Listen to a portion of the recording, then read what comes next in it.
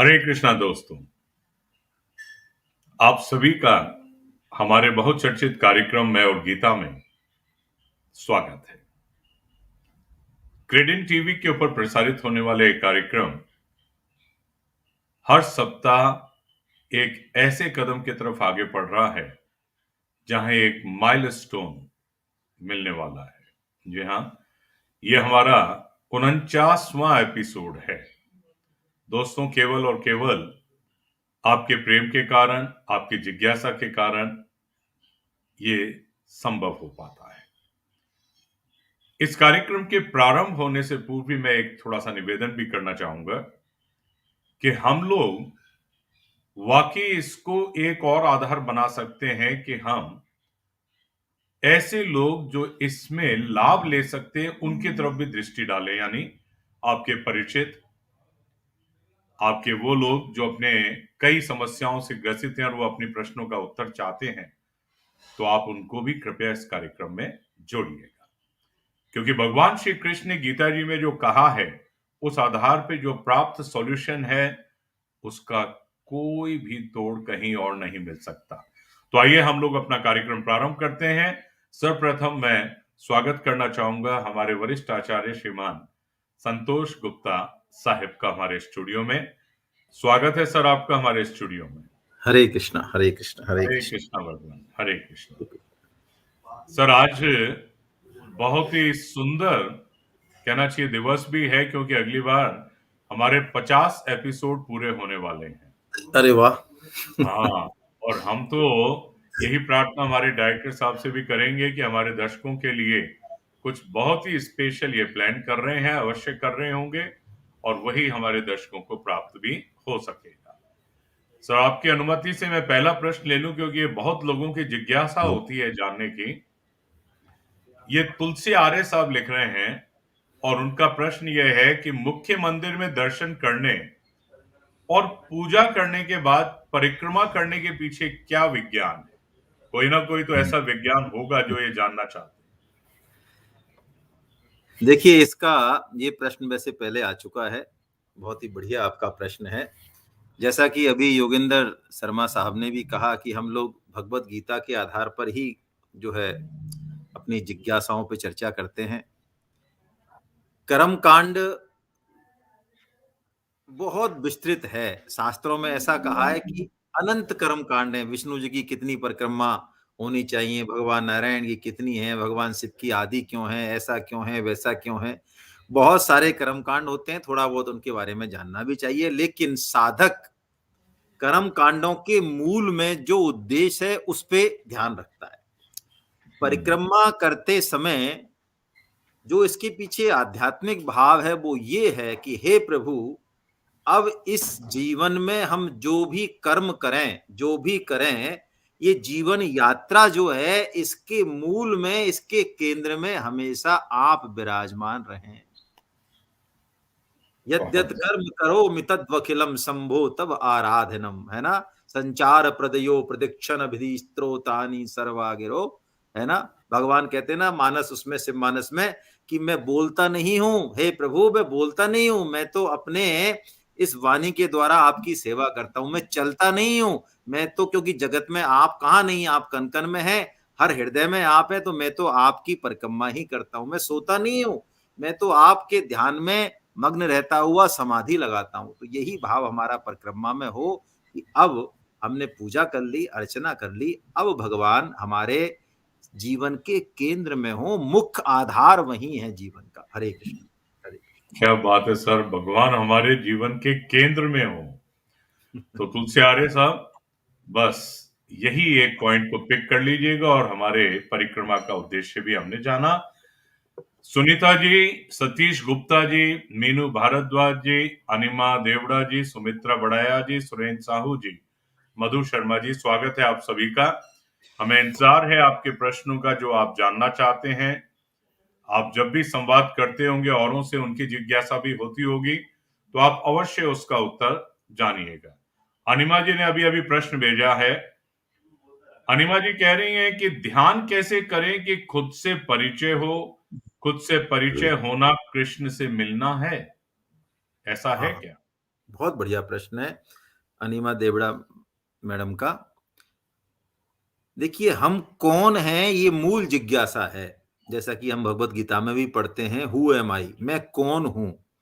अभी जो हम अपने आप को समझ रहे हैं वो हम है नहीं, क्योंकि वो टेम्परेरी है वो पहचान। उसको कहा वेदांत की भाषा में उपाधि।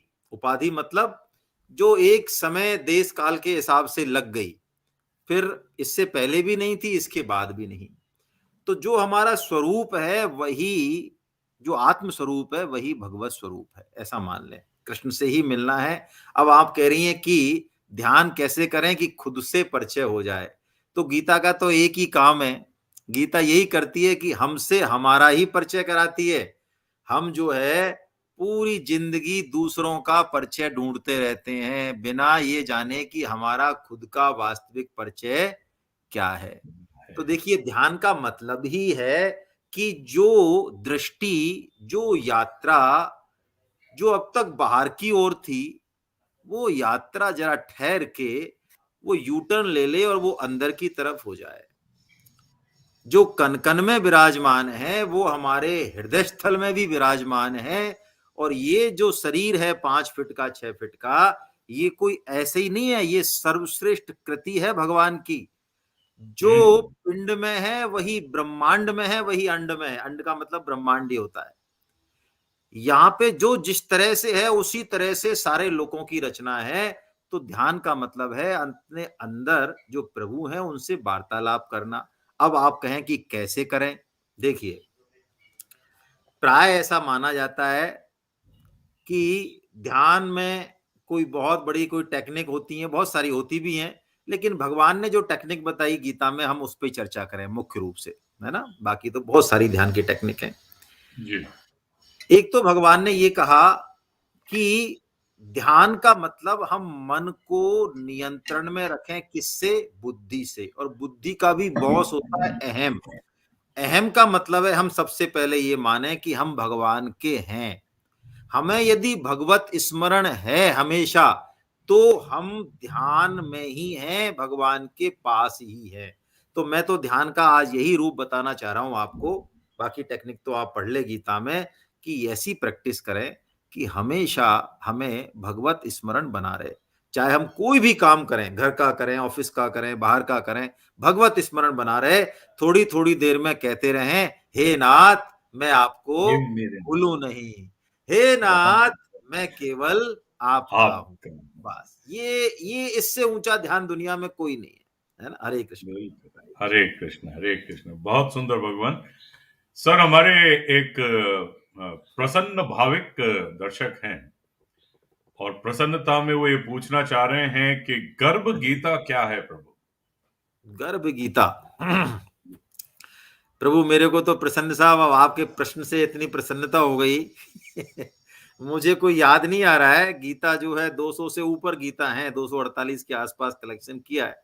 कई लोग जी। ऐसे रहते हैं, वो ऐसे ऐसे काम करते रहते हैं कलेक्शन वाले, कहाँ पर क्या है कैसे। मुझे तो राम गीता, लक्ष्मण गीता, हंस गीता और बहुत सारी गीता हैं, वो जरूर पता है। अष्टावक्र गीता है, गर्भ गीता है, मैंने सुना है, लेकिन मुझे ऐसा कोई ज्यादा उसके बारे में आइडिया है नहीं, है ना। हरे कृष्ण। तो प्रसन्न साहब, आप हमें भी इसका ध्यानाकर्षण कराइएगा, हम जरूर जानना चाहेंगे। हाँ, यदि आपको पता हो तो आप बताएं, बड़ा सुंदर, अच्छा लगेगा सभी को, है ना। हाँ, बिल्कुल। सर, एक प्रश्न भेजा है अभी अभी सुरेंद्र साहू साहब ने।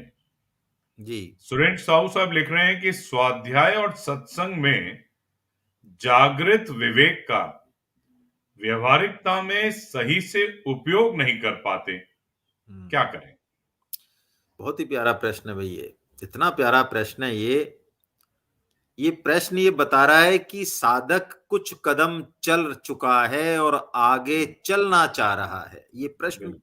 इससे ध्वनित है बहुत स्पष्ट रूप से, क्योंकि जो ठीक से श्रवण करेगा हम्म, वो ही उसको उपयोग में लाने की कोशिश करेगा, और जब वो उपयोग में नहीं आएगा तभी ये प्रश्न जो है जन्म लेगा। जन्म लेगा। और बिल्कुल। श्रवण के लिए देखिए, तुलसीदास जी महाराज ने एक बात कही बड़ी प्यारी, है ना। भगवान श्री राम लक्ष्मण जी को उपदेश दे रहे हैं। वो कह रहे हैं, लक्ष्मण थोरे हूं मैं थोरे हूं मैं हूं, थोरे ही सब मैं कहूं बुझाई, और श्रवण करहूं, अरे मन चित लाई, श्रवण करहूं, मैं भूल गया भाई, सॉरी। मतलब बुद्धि, मन और चित्त, इन तीनों से, इन तीनों को एकाग्र करके तुम श्रवण करो लक्ष्मण। मैं बहुत थोड़े में ही सब कुछ बताने वाला हूं। बड़े बड़े ब्रह्म की, जीव की, माया की जो बात है वो बहुत थोड़े में बताने वाला हूं। भगवान कहते हैं मैं और तोर तोर ते माया जई वस कीने जीव निकाया। इसके बाद बोलते हैं भगवान। तो देखिए, पहले तो हम श्रवण करें बहुत अच्छे से, मन बुद्धि और चित्त को एकाग्र करके।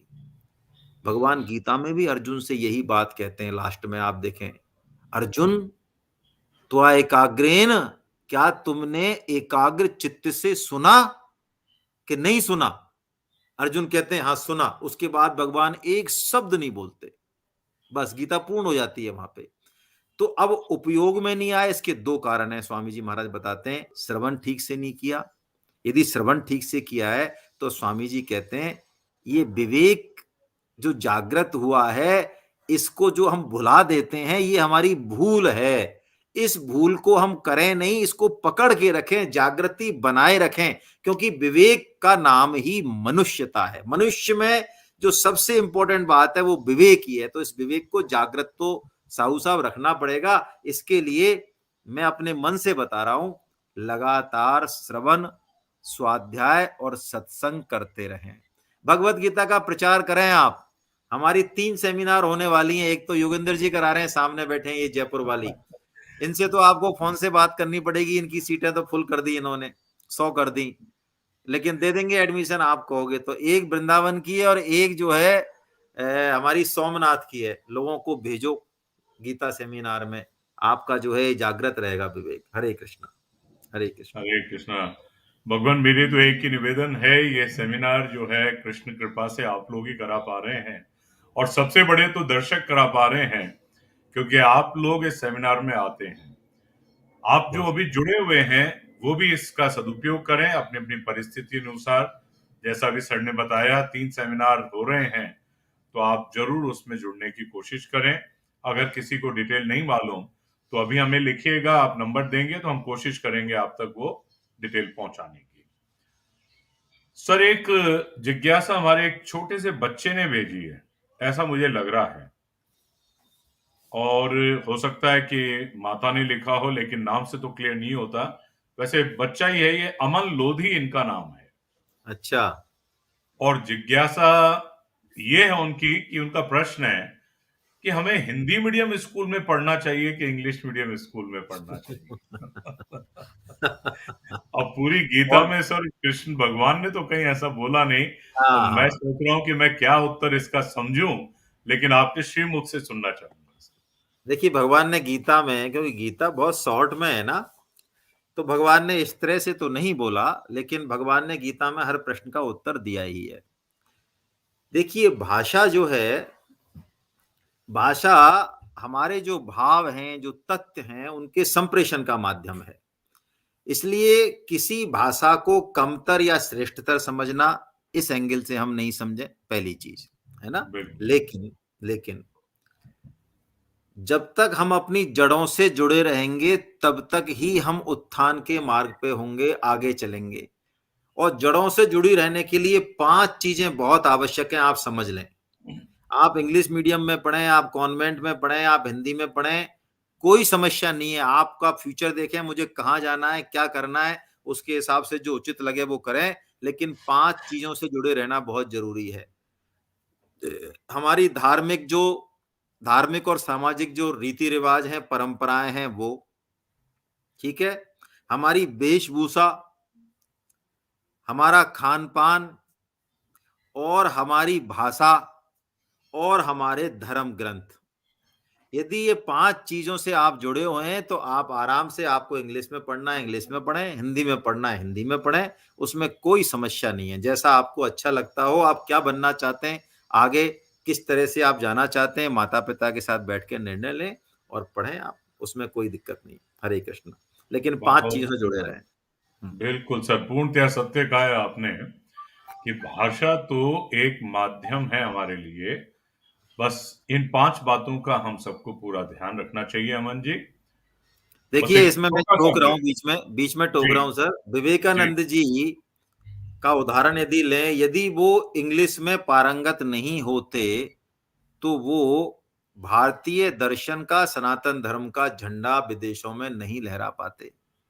पहला जी, उदाहरण। दूसरा उदाहरण, परम श्रद्धेय प्रभुपाद जी महाराज जिन्होंने इस्कॉन की संस्थापना की, वो 69 साल की उम्र में तो विदेश गए, जी, तब उनके पास $6 थे, एक ट्रंक था, लोहे का बक्सा किताबों से भरा हुआ, और वहां उन्होंने अपने गुरुदेव की आज्ञा से जो भारतीय धर्म का ज्ञान है उसको इंग्लिश में ट्रांसलेट करके पूरी दुनिया में फैलाया। इसलिए हिंदी और इंग्लिश का कोई इश्यू नहीं है, ये तो हम लोगों ने बना रखा है ना। हरे कृष्ण। बहुत सुंदर साहब। दोस्तों, छोटा-सा ब्रेक, जाइएगा नहीं कहीं, बस अभी आए आपके लिए कार्यक्रम लेके मैं और गीता।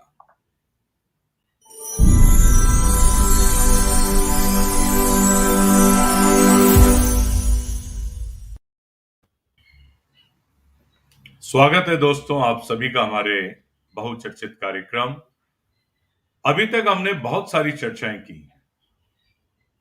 बच्चों के प्रश्न भी आ गए हैं, साथ ही साथ जो लाइव प्रश्न चल रहे हैं उनमें बहुत सुंदर प्रश्न आए। वैसे मुझे आज ये लगता है कि हम सब आज शायद कुछ पकवान खाने के लिए शादियों में ज्यादा गए हुए हैं, ऐसा मुझे प्रतीत होता है, क्योंकि प्रश्न मेरे पास कंपैरेटिवली अभी लाइव कम आ रहे हैं।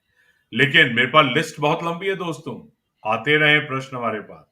जी हाँ, श्यामा चौधरी जी जानना चाह रही हैं सर, श्यामा जी जानना चाह रही हैं कि घर में सूतक लगने पर लड्डू गोपाल जी की पूजा कैसे करनी चाहिए। देखिए ये फिर वही विधि विधान का मामला है। सूतक में भगवान नाम स्मरण स्मरण का, लड्डू गोपाल जी का, उनके लिए राग भोग बनाने का, उसमें विधि विधान है, उन निषेधों का पालन करना चाहिए। लड्डू गोपाल जी की सेवा आप किसी और से करा लें, बच्चे से करवा लें या किसी घर में कोई और मेंबर से करा लें, क्योंकि सूतक के समय या जो पीरियड का जो समय होता है उस समय ठाकुर जी की सेवा को प्रत्यक्ष रूप से नहीं करना चाहिए। ऐसे ही जिस माला से आप भजन करते हैं उस माला को भी उस समय जो है काम में नहीं लेना चाहिए। उसके लिए आप माला तो दूसरी लेने लगे, ठाकुर जी तो वही हैं, तो ठाकुर जी की सेवा घर के किसी और सदस्य से करा ले आप, है ना। और दूसरी इसमें एक ये निवेदन है कि सेवा भी कई तरह की होती हैं। कई लोग, बहुत कम लोग हालांकि अष्टयाम सेवा करते हैं, तो ऐसी यदि सेवा घर में है, प्राण प्रतिष्ठा है, तो उसके लिए तो सेवा पूर्ववत चलेगी। आप यदि सूतक में हैं तो भी आपको व्यवस्था करनी चाहिए। आप खुद नहीं करें लेकिन पूरी व्यवस्था किसी और से कराएं। हरे कृष्ण। हरे कृष्ण। सर, हो सकता है इससे लिंक है, नहीं है मेरी बात, लेकिन एक प्रश्न मुझे मिला है अभी और मैं इसी के साथ पूछ रहा हूं इसको लिंक करके भी। विवेक वर्मा साहब लिख रहे हैं कि गुरुजी कृपया मार्गदर्शन करें, क्या हम सालिग्राम जी को तुलसी में रख सकते हैं। बिल्कुल, सालिग्राम जी के ऊपर तो तुलसी जी चढ़ाई जाती हैं, है ना। सालिग्राम भगवान का रूप है और सालिग्राम और तुलसी जी का तो विवाह होता है ना। सालिग्राम तुलसी जी का विवाह होता है, है ना। ये कथा है इसके पीछे, भगवान ही सालिग्राम के रूप में प्रकट हुए हैं और एक जालंधर दैत्य थे, उनकी जो पत्नी है वो तुलसी जी के रूप में प्रकट हुई है। तो बिल्कुल रख सकते हैं। तुलसी और सालिग्राम जी का तो मिलन होता ही है, होना ही चाहिए, है ना। तो हरे कृष्ण। भगवान का मिलन उनकी पत्नी तुलसी जी से हाँ, कराया गया। बिल्कुल। बहुत सुंदर साहब। सर, एक प्रश्न आया है, विभा मल्होत्रा जी लिख रही हैं और वो लिखना चाहती हैं कि ये गुरु क्या होता है। इनको अभी कंफ्यूजन हो रहा है इस विषय में, और फिर इन्होंने एक और प्रश्न इसके साथ किया है कि गुरु कैसा होना चाहिए। बहुत तो बढ़िया। यहाँ तो भगवत गीता में बहुत सारी बातें बड़ी अच्छी आई हैं जो अर्जुन को दिए, कृपया हमारा मार्गदर्शन करें साहब। बहुत अच्छा प्रश्न है। देखिए, गुरु जो है, इसका संधि विच्छेद हम करें तो जो हमें अंधकार से प्रकाश की ओर ले जाए, वो तत्व, वो व्यक्ति रूप में है, परिस्थिति रूप में है, वो ग्रंथ रूप में है, वो माता पिता के रूप में है, वो जिस रूप में भी है, वो गुरु तत्व है। और गुरु भी कई तरह के हैं। दीक्षा गुरु होते हैं, शिक्षा गुरु होते हैं, आपको एक तत्समय मार्गदर्शन कराने वाले होते हैं। हर ग्रंथ भी अपने आप में गुरु है। अब गुरु कैसा हो, बड़ा प्यारा प्रश्न है आपका। गुरु से तो हम समझ गए जो हमें भगवान में लगाए, जो हमें अंधकार से प्रकाश की ओर ले जाए, वो गुरु। गुरु कैसा हो, तो देखिए, इसमें एक गुराष्टकम है, अष्टपदी है गुरु जी के ऊपर। और परम श्रद्धेय स्वामी जी महाराज की बात यदि हम लें, बंदे बंदे श्री गुरु चरणारविंदम, तो गुरु ऐसा हो जिसके पास बैठने से, जिसकी बात सुनने से, जिसके आज्ञा पालन से हमारे अंदर के जो दैवी गुण हैं वो स्वतः ही प्रकट होने लगे, पहली बात।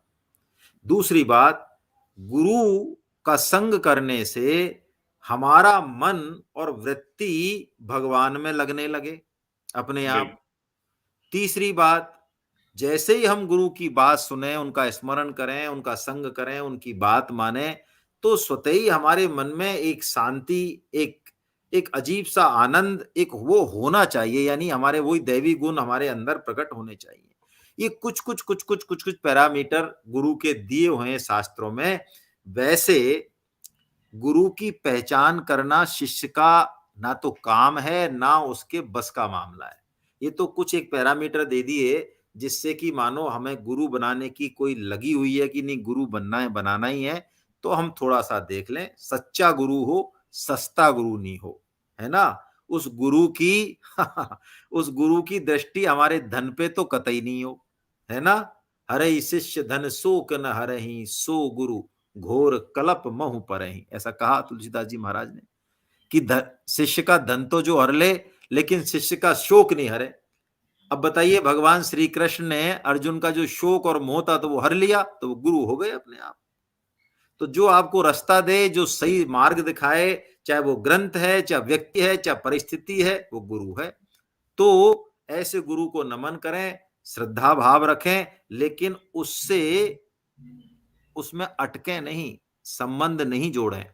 ये बहुत महत्वपूर्ण बात है। ये गुरु में अटक गए तो गुरु भगवान से मिलाने वाला है। गुरु में हमें गुरु अंतिम उद्देश्य नहीं है हमारा। जैसे मैं बताऊं, दत्तात्रेय जी महाराज ने 24 गुरु बनाए, लेकिन उन 24 गुरुओं को ही नहीं पता कि दत्तात्रेय जी महाराज हमारे शिष्य हैं। ये देखो मजे की बात, यानी उन्होंने जहां से जो बात लेनी थी वो ले ली।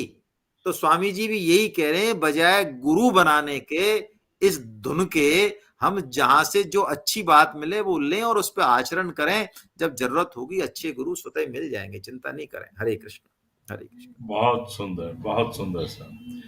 कई बार तो मुझे ऐसा लगता है सर कि आप हमारे विद्यालय के बच्चों को भी एक बार अपना ज्ञान दे दें तो उन लोगों का भी बहुत भला होगा। वैसे अभी जो सेमिनार हो रहा है उसमें कुछ माँ बाप तो अवश्य आएंगे, बल्कि जितने भी आएंगे उनके बच्चे तो हैं ही, तो सभी माँ बाप हैं, तो ये बातें उनके लिए बड़ी श्रेष्ठ होगी। ऐसा मुझे एक ने पूछा भी है सर, उन्होंने यही कहा है कि सर हमारे बच्चों के लिए भी कुछ प्रोविजन है क्या उसमें, तो हमें अपने सेमिनार में कुछ समावेश इन बातों का अवश्य करना है सर। बच्चों के लिए मेरा निवेदन रहेगा सर, जैसा कि आप पहले भी कराते आए हैं श्रद्धेय तायल साहब के टाइम पे, आप अप्रैल और मई में जब बच्चों की छुट्टी हो तो आप बहुत बड़े स्तर पे 1 या 2 सेमिनारों का आयोजन रखें सर, अच्छा रहेगा बहुत आपके सुंदर लिए। सर। ये तो मेरी आपसे दर्शकों, प्रार्थना आपके है। सामने कमिटमेंट कर दिया हमारे गुरुजी ने, तो अब आप इंतजार ना करिएगा, बस ये कमिटमेंट हो चुका है कि गर्मियों की छुट्टी में बच्चों के लिए एक डेडिकेटेड सेमिनार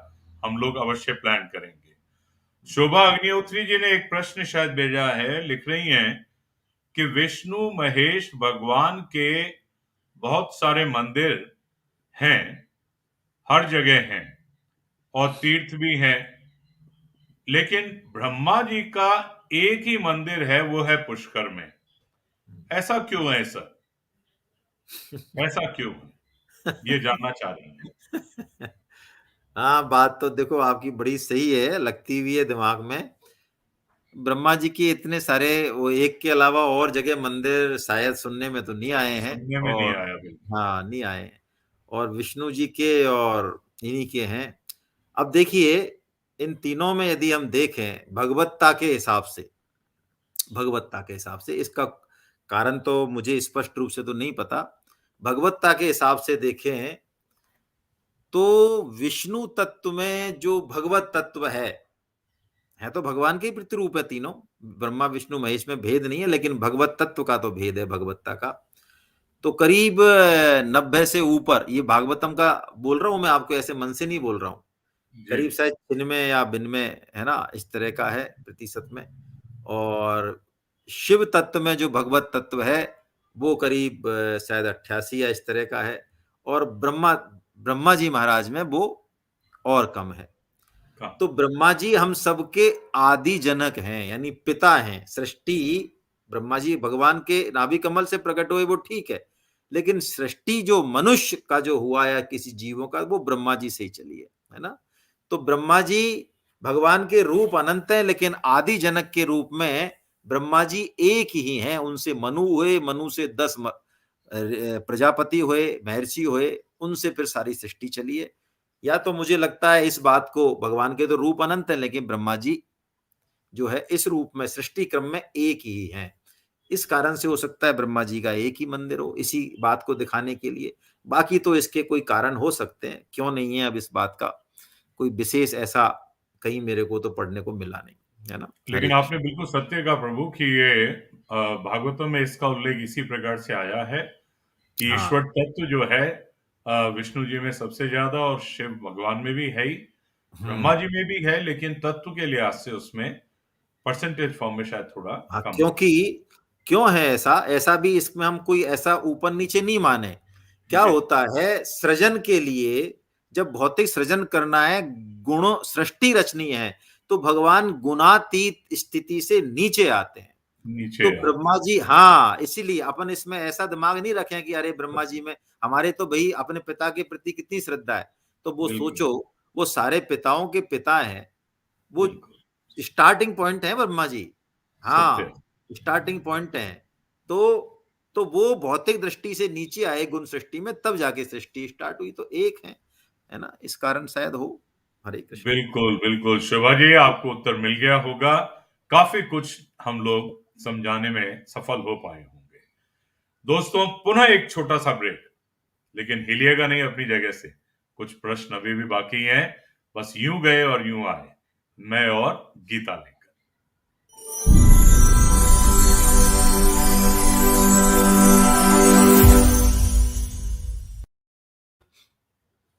स्वागत है दोस्तों आप सभी का। स्वागत है सर आपका पुनः हमारे कार्यक्रम में। विनोद शर्मा साहब हमारे गुरुजी से एक बात करना चाह रहे हैं, और मुझे नहीं मालूम था कि हमारे गुरुजी जो है ये यात्राएं भी कराते हैं, क्योंकि कुछ प्रश्न तो भाई ऐसा ही निकल के आ रहा है। वो कह रहे हैं कि गुरुजी, मेरी भगवान की 84 कोस की यात्रा करने की इच्छा है। जी, अब कृपया मार्गदर्शन करें, कैसे करूं और कहां से शुरू करूं और कहां खत्म होती है। तो मार्गदर्शन तो करें भगवान आप। देखिए, जब आप वृंदावन जाएंगे तो जो मेन रोड है, जो इस्कॉन वाला, फोगला धर्मशाला वाला, बांके बिहारी जी का, उस मेन रोड पे आपको बहुत बड़े बड़े बैनर मिलेंगे। ऐसे ऐसे बैनर मिलेंगे जो कहेंगे हम पिछले 40 साल से, 30 साल से, 50 साल से ब्रज 84 कोर्स की परिक्रमा करा रहे हैं। आप किसी भी बैनर में देखें और करें उनके साथ, बहुत आराम से। बहुत नॉमिनल वो चार्ज लेते हैं। हालांकि ये ब्रज 84 की जो परिक्रमा है आजकल पैदल नहीं होती है, मैं आपको बता दूं। ये लोग क्या करते हैं, ब्रज 84 में 4-5 सेंटर बनाते हैं। उस सेंटर से अलग अलग जगह जाते हैं, वापस वहीं लौट के आते हैं। फिर और आगे जाना होता है तो सेंटर चेंज कर देते हैं, गाड़ियों से करते हैं। लेकिन अच्छी परिक्रमा होती है, आप कर सकते हैं, कोई ऐसी ऐसी कोई बड़ी बात नहीं है। और यदि आपको ऐसी परिक्रमा के साथ, ऐसे यात्रा के साथ भगवत गीता सुननी है, तो चलिए गुजरात, आपको सोमनाथ की यात्रा में यात्रा भी कराते हैं और भगवत गीता भी जो है आपको मौका मिलेगा सुनने का, है ना। जी हाँ दोस्तों, बिल्कुल।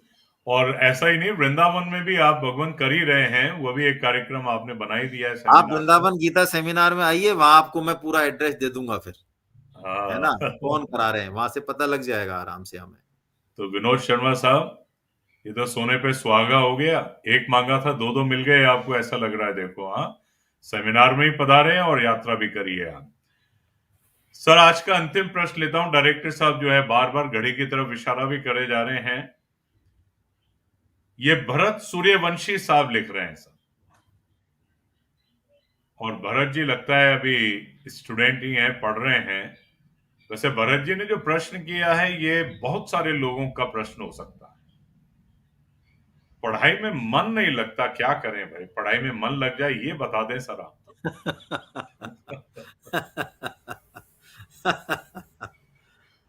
पढ़ाई में मन नहीं लगता है ना।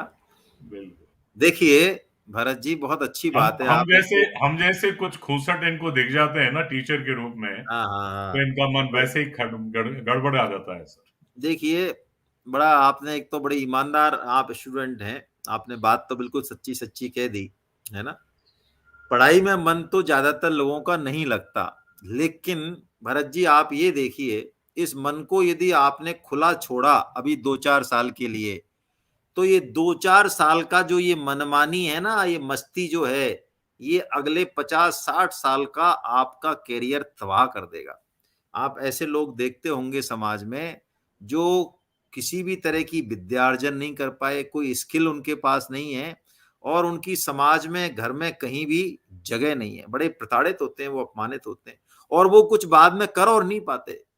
तो आप इस मन को कहिए कि भैया देख, तू जहां लगना चाहता है वहां तेरे को लगा देंगे, वादा रहा, 3 साल 4 साल बाद तेरे को बढ़िया से लगा देंगे, जहां भी तू लगना चाहता है, होटल में, किताब में, मोबाइल में। अभी तू 2-3 साल हमारी बात सुन ले, थोड़ा सा उनके साथ नेगोशिएट कीजिए, मन के साथ बातचीत कीजिए, मानेगा मन आपका, है ना। यही तरीका, और कोई तरीका नहीं है।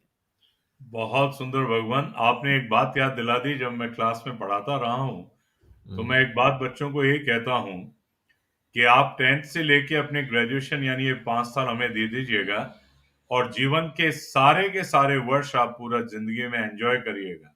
क्या और बात है। या फिर आप ये शुरू में आप एंजॉय कर लें और बाद में परेशान होते रहें।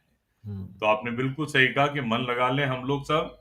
सर, एक प्रश्न और आ गया है, अभिषेक जी नाराज नहीं हो जाएं कहीं, चलते अच्छा, चलते उनका प्रश्न भी ले रहा हूं मैं। ठीक है। अभिषेक सैनी साहब लिखते हैं कि किसी भी निर्णय लेने से पहले किन किन बातों का ध्यान रखना चाहिए सर? बहुत बढ़िया प्रश्न है। देखिए, निर्णय लेने की जो परिस्थितियां हैं, सबसे पहले तो उद्देश्य क्या है ना, सामने उद्देश्य क्या है, तथ्य क्या है। तथ्य जो है, जैसे बंटवारा ही करना है, किस किस के बीच में करना है, क्या संपत्ति है, उसके रूल्स रेगुलेशन क्या है, शास्त्र क्या कहता है, संविधान क्या कहता है, उसके सारी चीजों पे जो भी कंसर्न है, रूल्स रेगुलेशन है, वैधानिकता है, अफेक्टेड लोग हैं, और गोल क्या है, और आपके पास डाटा क्या है, इन सब चीजों को सामने रखेंगे तो ठीक ठीक निर्णय ले पाएंगे, है ना। निर्णय के लिए बड़ी शांति से इन सब चीजों के ऊपर विचार होना चाहिए। जैसे कि मेरे को डॉक्टर बनना चाहिए, इंजीनियर बनना चाहिए, लॉयर बनना चाहिए, तो अब मेरे को पता होना चाहिए मेरा इंटरेस्ट किस में है, मैं कहाँ जाना चाह रहा हूँ, मेरा पैकेज कितना कितना है, जॉब अपॉर्चुनिटी कितनी कितनी है, कॉलेजेस कितने कितने, बहुत सारी चीजें हैं। उन सब तथ्यों को ध्यान में रखते हुए तब निर्णय लें, शास्त्र का भी इसमें सहारा लें, है ना, वैधानिकता का भी सहारा लें। हरे कृष्ण, हरे कृष्ण। हरे कृष्णा, हरे कृष्णा। तो दोस्तों, समय की सीमा, हम लोग कार्यक्रम को यहीं समाप्त भी करेंगे, लेकिन उससे पहले आपको पुनः निवेदन कर दूं, अगला एपिसोड हमारा 50वां एपिसोड होगा। जी हाँ, let's see and wait, there is something special, I hope. हमारे डायरेक्टर साहब बात यही कह रहे हैं, तो डेफिनेटली हमारे लिए भगवत गीता जी के आधार पर कुछ ना कुछ बहुत बहुत बहुत ही उत्तम, नहीं नहीं, सर्वोत्तम बात आने वाली है। तो आप इंतजार कीजिएगा। मिलते हैं अगले सप्ताह इसी समय आपके बहुपरिचित कार्यक्रम में। लेकिन उससे पहले हम धन्यवाद देना चाहेंगे पूरी टीम की तरफ से, क्रेडिट टीवी की तरफ से, दर्शकों की तरफ से, और व्यक्तिगत मेरी तरफ से हमारे वरिष्ठ आचार्य श्रीमान संतोष गुप्ता साहब का बहुत बहुत हरे, धन्यवाद सर प्रणाम, आपको। प्रणाम आपको हरे सभी को, कृष्ण। प्रणाम प्रणाम। तो हरे हरे कृष्णा दोस्तों, मिलते हैं अगले सप्ताह, तब तक के लिए इजाजत दीजिएगा। हरे कृष्ण, हरे नमस्कार। हरे